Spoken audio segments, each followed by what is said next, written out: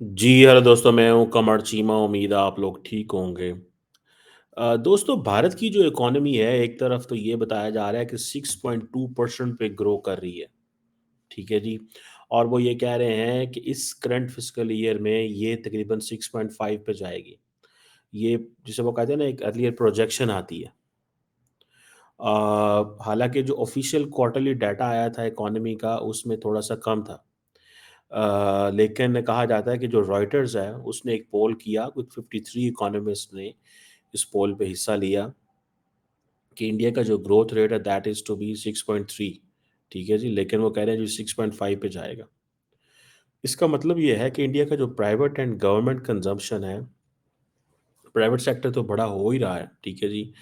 और ये इंडिया की जो ग्रोथ रेट है, ये पिछले कुछ सालों से मतलब 5.6 से निकलना ऊपर बड़ी इम्पोर्टेंट चीज़ है ये। और इसके डिफरेंट सेक्टर्स अगर को डिवाइड किया जाए, agriculture, industries and services sector को देखा जाए, तो वो भी एक डिफरेंट पिक्चर है। बहरहाल इसके साथ-साथ आपको पता है कि इंडिया की जो ईयू के साथ जो फ्री ट्रेड डील होने जा रही है, ट्रम्प साहब तो टैरिफ पे टैरिफ लगा रहे हैं, तो यूरोपियन यूनियन मार्केट ढूँढ रही है। यूरोपियन यूनियन को मार्केट मिल गई है इंडिया। और ये कहा जा रहा है, इसके लिए वर्ड बोला जा रहा है, ambitious free trade agreement. This is going to be the ambitious free trade agreement इस साल के आखिर तक। और अभी आपको पता है कि जो यूरोपियन कमीशन की जो प्रेसिडेंट है उर्सुला वॉन डर लेyen, वो उनके साथ ईयू कमिश्नर्स भी मौजूद हैं। 2 दिन का दौरा किया। बड़ा इतनी बड़ी तादाद में इन कमिश्नर्स को लेके आना, इट इस मीन्स कि उन्होंने दे हैव डिसाइडेड कि हमें इंडिया के साथ अपनी लाइन लेंथ को ठीक करना है। और इसमें ये वो काम कर रहे हैं। अगर ये देखा जाए, ये वो कह रहे हैं कि जी हमारी तकरीबन 2 डेकेड पुरानी एक स्ट्रेटेजिक पार्टनरशिप है इंडिया एंड ईयू की। ये एक नेचुरली है, ऑर्गेनिक है, ये नरेंद्र मोदी ने ये बात की। अ, दोनों ने मीडिया अपीयरेंस भी हुई, लेकिन सबसे इम्पोर्टेंट चीज़ ये है, वो ये कह रहे हैं कि यू नो इसकी जो कोर है that is built on the trust.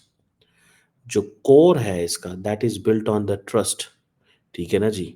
कि एक शेयर्ड बिलीफ है कि हमारी डेमोक्रेटिक वैल्यूज़ हैं, म्यूचुअल कमिटमेंट है, प्रॉस्पेरिटी है, प्रोग्रेस है।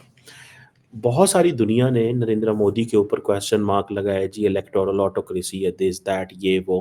पर्टिकुलरली इकोनॉमिस्ट इंटेलिजेंस यूनिट की जो रिपोर्ट है, पाकिस्तान के बारे में तो वो कहते हैं ना अथॉरिटेरियन रिजीम है, इंडिया के बारे में वो कहते हैं इलेक्टोरल ऑटोक्रेसी है। बट द क्वेश्चन रिमेन्स कि भाई आप जो मर्जी कहते रहे, वहाँ पे यूरोपियन यूनियन कहती है हमारी आके उनके साथ हमारा जो रिलेशनशिप है that is based on the democratic values.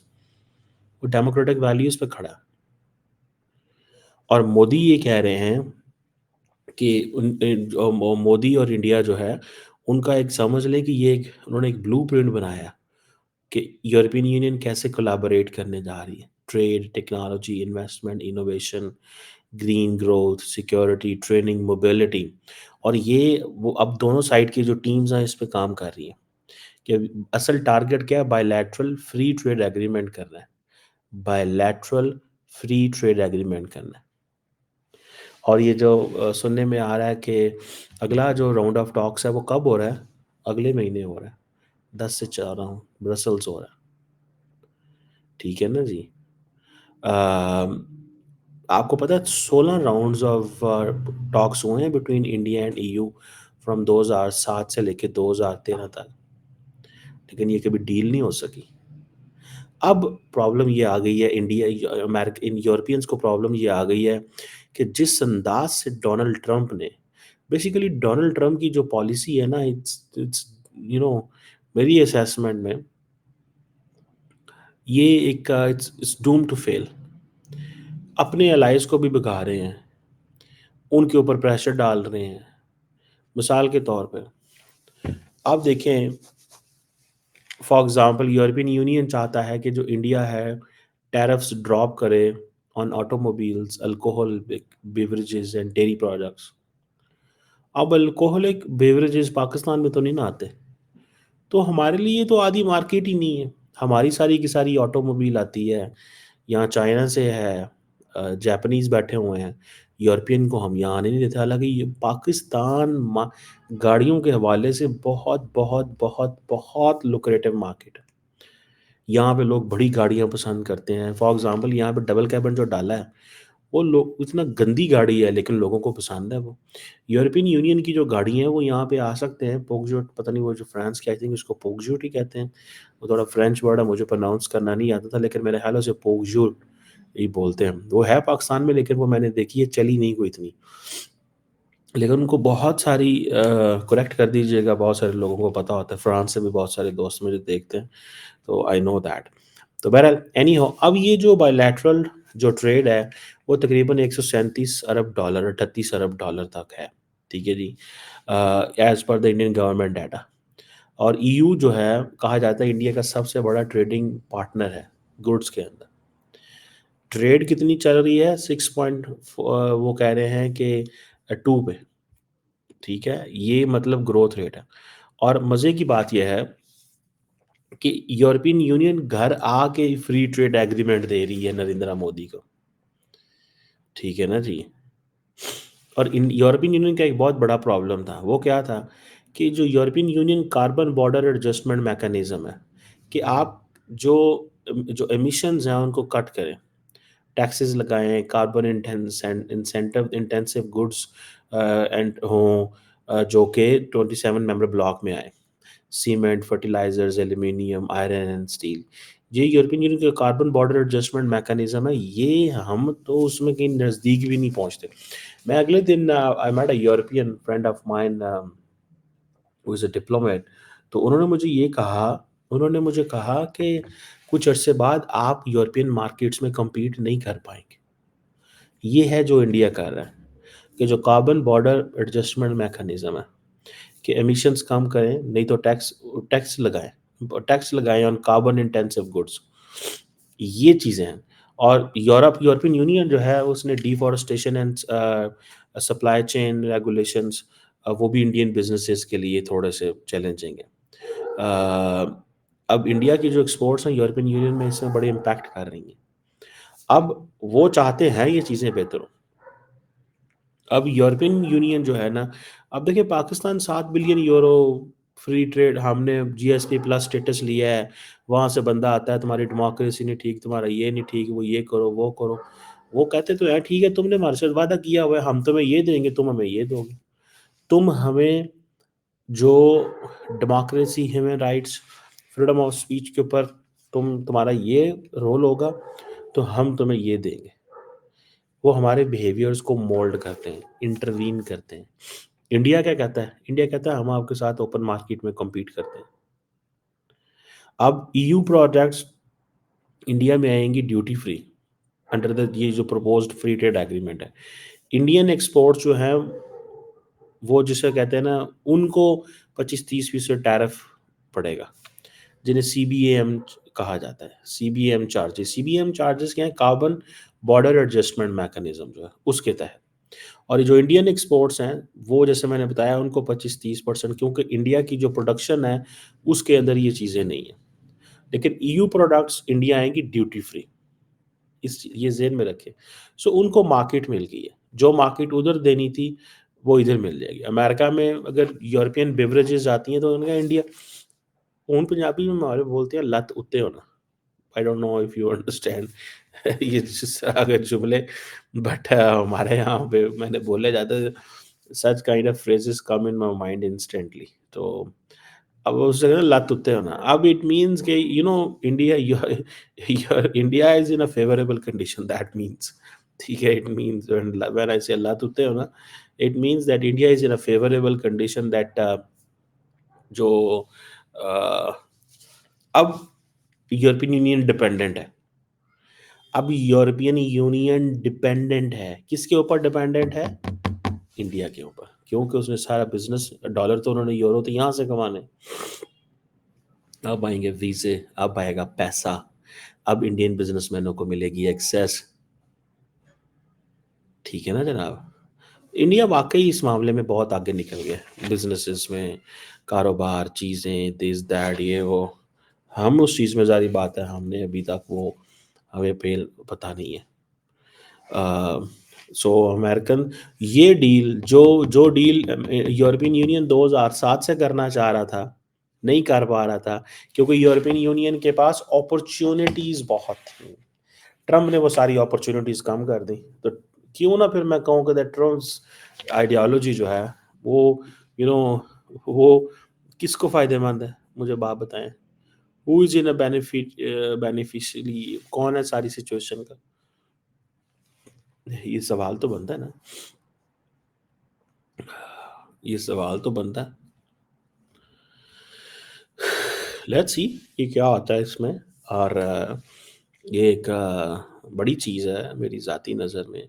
एक ये बेसिकली और इससे इंडिया अपना वो जो India middle east Europe economic corridor है, जो इंडिया ने G20 में कराया था, वो आप उसको भी वो इम्प्लीमेंट करेगा। ठीक है जी। अब जैसे मैंने बताया कि वो इकोनॉमी 6.2 पे वो कह रहे हैं ग्रो करनी है, आगे जाएगी। इंडिया का एग्रीकल्चर सेक्टर हो, अ, वो भी कुछ 4.5% पे ग्रो कर रहा है।